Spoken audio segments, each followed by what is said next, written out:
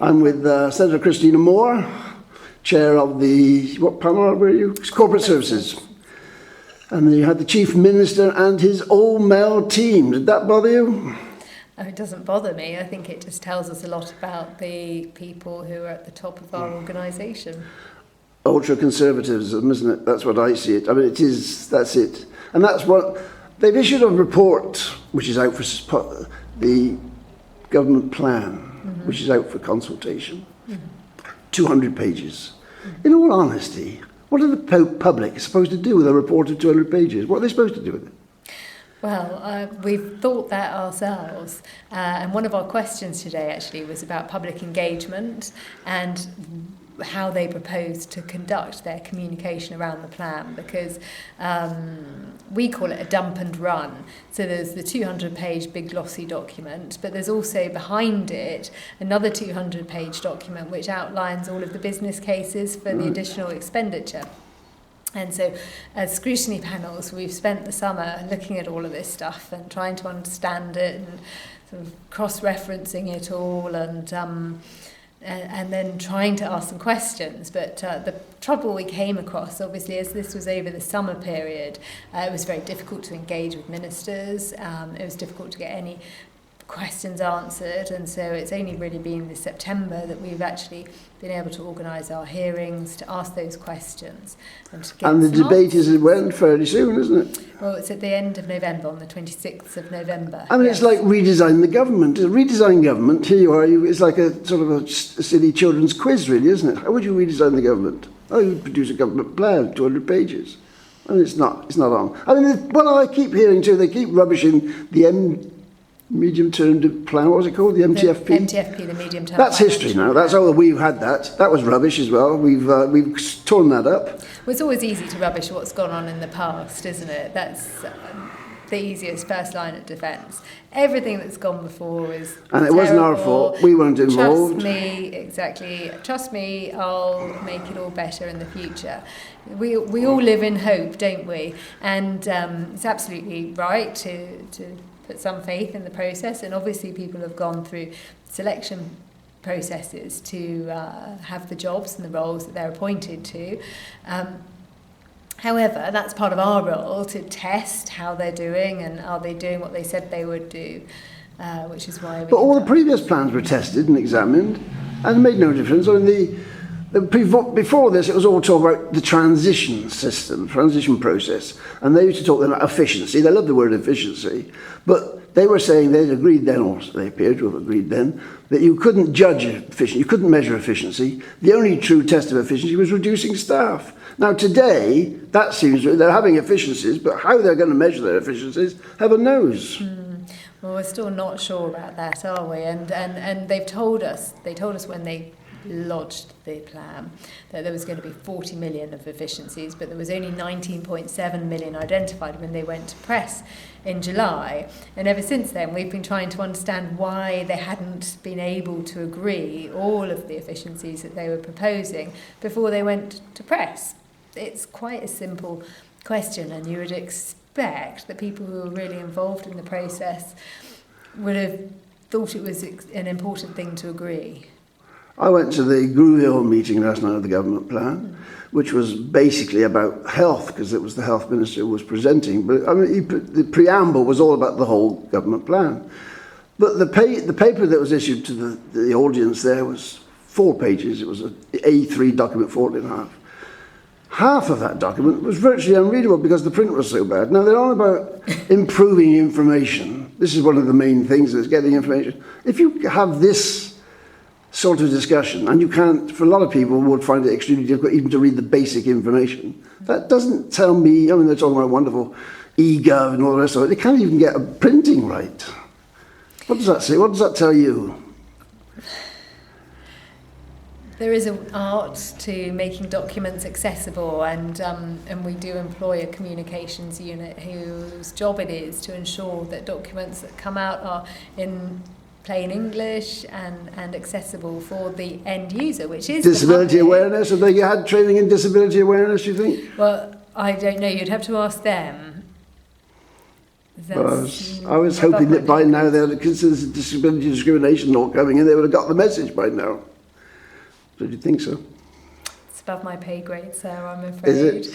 Yes, I should just focus on the processes we've been seeing, if I could. You mentioned the dreaded words low tax earlier on, and I was reminded, I think it was one of your panels, you had a brilliant lady from the Institute of Directors, I don't know what her role was, Scandinavian lady, and she was saying if you want to operate a low tax system, you can't have low spend. You can't do all these things on low spend, things like social security, health, child welfare. It can't be done. But that's what they're still trying to do, isn't it? That's what they're trying to do, low tax, to save the finance industry because they dare not let go of it and not spend money. That's why we've been asking questions about priorities and prioritisation, because in the past there has been an understanding that we have to cut our cloth according to the revenue that we generate. Of course, because we're a successful island and we have a strong economy, we do benefit from high level of revenue. And that's something that we need to protect, because you can't do the good stuff unless you have the revenue. You say we're a successful island. Are we successful? Economic returns, a lot of money. But if you look at what's going on, every department is failing. The housing is in a desperate situation. Children's services are in a desperate situation. The health service generally is in a desperate, can't get staff. The hospital needs replacing. It doesn't sound like a success story to me. Well, there are good things, very good things that go on. Yesterday I was in the hospital and hearing about some amazing things that go on, and a really high level of service, and actually patient satisfaction, who are amazed by the level of service, the commitment of the staff and the treatment that they receive and the care they receive. Equally, I know many parents who are very happy, and children too, who are very happy with the standard of education that they receive. So we can sometimes be a bit hard on ourselves. There's always things to improve. We know that children's services is one of those areas, and I would suggest. But that wasn't us being hard on ourselves. That was an external examination, and the report they came back with this week. Yeah. If that had been the first report, we'd have said that's scandalous. In fact, it wasn't the first report. They first started looking 6 years ago. And things have still haven't been done. I mean, 6 years ago, people would realise there's something wrong here, we ought to start changing things. But they haven't done them. They wait for the report to come out. And now they've had a report for 2 years and they still haven't done them. They've still got a catalogue of things which are wrong. Well, that goes back to the spending, doesn't it, I guess? And the Care Inquiry panel did acknowledge that some good things have happened since their inquiry, the first report, but there is still some way to go. And perhaps that's because of prioritisation and not being able to afford to do everything instantly. I'm much more pessimistic than you. I mean, the message about corporate parent states members like yourself having to do the training. I mean, I don't know if you signed up for the pledge. What effect has it had on your life? I mean, you're just a human being, but those are specific obligations which apply to you. Yeah. And it's right that we understand our commitments and our obligations when we take on our roles. It's an important part of our role, and the voice. I think it's really positive that we have so many people, states members, have committed to that pledge and understand how important it is to listen to the voice of the child, because at the end of the day, I understand that we should also listen to other people in our community and respect their opinions too, absolutely. But the children are our future. Well, this is one of the inconsistencies. It sounds nice, doesn't it? Children must be heard. They must have a voice. But where's the voice for the adults? Because at that meeting I went to last night, there were people at that meeting, and the one with the children's, people with specific problems. Now, obviously, what happens at a public meeting? They say, "Oh, we're not here to discuss specific problems. Come and see us later." But they've obviously done that. They've tried that. They've got nowhere. They've been rejected. So they go along to a meeting, and the meeting should hear what they have to say, because their specific problems are generalised problems. That's what the system is failing on. And I totally hear what you're saying there. I think it's really good that the Care Inquiry panel highlighted the need for a public sector ombudsman, because that's... Who's going to be heard in secret if they have their way? It's not going to be public hearings. That's the way the ombudsman panel is thinking. Well, I don't know too much of the detail. I don't recall that, if I'm honest. But what I do hope it will achieve is that members of the public who feel frustrated by the processes that they go through will have a point of contact and somebody who can actually get something done for them. Because I see that sometimes people become very frustrated by the situation that they find themselves in, the circumstances they find themselves in, and it does become quite a desperate thing.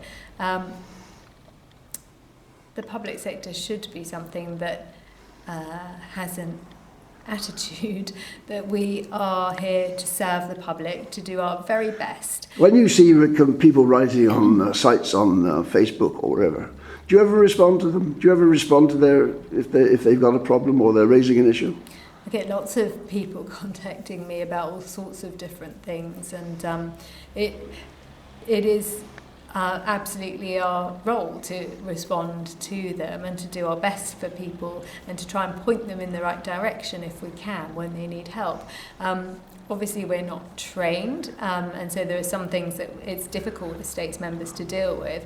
We also actually don't have any support in doing our jobs, and you volunteer for it to represent the people, and you we do. state your senator all-island mandate. I know it's a nonsense term because there's no such thing as an all-island mandate, but an all-island representation. You volunteer for it. Yes, we do, and gladly so, because we believe in trying to make a difference and a positive difference for members of the public, and we hope that we represent the views of the public who elected us.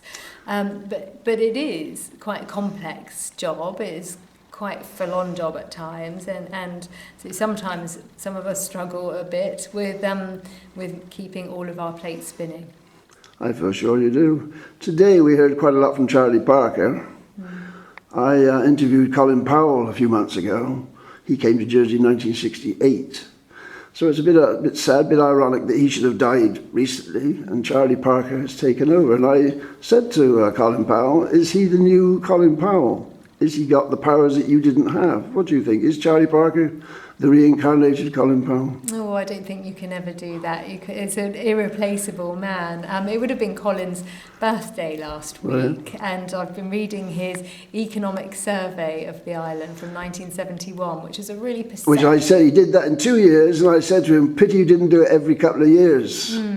It would have been... Wouldn't that have been magnificent work? Revisit, definitely. I'm sure in his own thoughts, and he had a wealth of information. His office was always full of his collection of work, and he was so on the pulse of the island and involved with so many he was things brought in when the on. income tax collection was something like £10 million or something, and Sir Lamarcon apparently decided we better do something about this. It's getting rather, we get somebody to advise us how to manage it. So Colin was apparently brought in. Now you're here saying today, was it 360 million income tax take, was it, or even more? No, it's like 600. 600 million. Yeah. 600 million today. If he or somebody, a department had been set up to monitor it like that that plan he did initially, this wouldn't be going on today. We wouldn't have this government plan nonsense. We wouldn't be trying to reevaluate the whole thing, would we? We'd know it all. We'd have the information. Well, it's interesting because we talk a lot about a lack of information and lack of data nowadays, but when you look back at Colin's book, there was a huge amount of data available, and it's quite incredible that in that day and age, without the access to computers that we have now, exactly, that he gathered that much information. £100 million we're going to send on eGov. Total waste of money. We don't need to spend it. It's not necessary. Well, you can dream yourself into a situation, because every other place has got them. We can dream ourselves into that. He managed without it. We can manage without it. Obviously, times change and needs change and standards change. And Mr. Parker today talked a lot about cybersecurity, safety of records. He did. He talked about Baltimore, which has to close down because it's got a computer system which has been hacked. Well, that's the fear. So we got about this enormous anti-hacking system. If you had a pencil and paper, you don't get hacked with a pencil and paper. Well, that is one of the arguments about the antiquated income tax system, that actually it's very difficult to hack because nobody understands that kind of computing. Right. So it may be clunky to use and probably inefficient for those people, and frustrating, I would imagine, for those people whose job it is to use it and manipulate the data that they input into it. But that It's our own protection. The upside. The fact that it's antiquated and out of, so on, so on. So what did you make of? I mean, today you sat here, you were asking questions, trying to get more than they wanted to tell you. What did you make of it? There were some areas where we received more information than perhaps we were expecting, which was a good thing. I thought that in some areas, particularly in relation to the technology side, the arguments that we heard were quite clear. Some of them we have heard before, but the arguments are clear and they're relatively well reasoned. We have requested greater information, and we have now got, in most cases, the full business cases behind some of those, and we're trying our best to go through them and understand them. It's rather tricky because we've only got that information confidentially, and so we're unable to... Well, I noticed again the commercial sensitivity arose again, so the public won't know some things, which again is a trend which worries me intensely, that so many things, it's commercially sensitive, or it's children have been mentioned, you mustn't know. It worries me intensely that this trend, the Ombudsman panel is going to be secret private hearings, closing down of information, a huge communications unit which seems to be wants total control on any information coming out of the government. Very worrying. I don't have a definitive view on that yet. I do have to respect my the objective nature of my role, and I think it would be unwise to give you a full... One subject which was mentioned today was Brexit in a rather minimalist way. I mean, I would have expected the government here, the Chief Minister would be trying to disown what's going on now in the British government, because it's such a shambles over there. What respectable finance centre would want anything to do with it? I mean, I'm surprised they haven't said something more outspoken. Do you think that would be appropriate or not? It was interesting to note that the Chief Minister of Guernsey this week came out and said, we are solid as rock here in Guernsey. Come do business with us. We're open for business. I thought that was very interesting. I thought it was well timed. I thought it was a really appropriate thing for a Chief Minister to say. In times of uncertainty, people look for places where there is certainty. Especially when they're trying to manage their finances that they've worked hard to build up and create for whatever reason. The other thing which I say, which wasn't mentioned hardly at all, the huge thing, climate change was not mentioned. Potentially a huge impact on this island. The financial, I don't know what, I know they've allowed a small budget, but we've got no idea whether that's a realistic small budget. They did briefly touch upon the Climate Change Emergency Fund, which has been set up or will be set up if the government plan is agreed, although I think they struggled to remember the name of the fund and they didn't quite get it right. But that's a £5 million fund that will be set up specifically for that. Sadly, we were running a bit short on time and we didn't have an opportunity to question them further. I think the Environment and Infrastructure panel will probably do that questioning, because in and around that there is an awful lot to ask. I think the money will be derived, or it's proposed that it will come from an increase in fuel duty, and so there's an awful lot to ask about whether that is actually the right thing to do. It's a bit ironic, isn't it, really? Would there be unintended consequences? Is it enough? Because we've had this mapping now of the whole island and how rising sea levels could potentially affect different areas of the island. And so what we haven't seen, we've seen a lot of capital expenditure proposed in the government plan, so twice, if not 3 times, what's regularly spent in capital expenditure year on year. But there isn't any additional work to sea defences, for example, not that I recall seeing anyway. Well, that's 20 minutes I've given you, or you've Gosh. given me, I should say correctly. So the public won't tolerate 20 minutes. But No, they've it is the reported Jersey Revolution. They're all getting out armed in the country parishes now to come into storm St Helier tomorrow. Do you have any thoughts on that? The Cormats. No, I hope that people will take the time to come and have a look at the States Assembly. Officers have put a lot of time into putting together some information boards. There are old books. There's an opportunity to look at a copy of the Code of 1771, which is still one of our core pieces of... There's not a lot in it about privateers firing their guns when they're leaving the harbour. Not very appropriate, but all good stuff. Well, we're very fortunate to live in times where we don't have those risks to face. I thank you for your time. Thank you.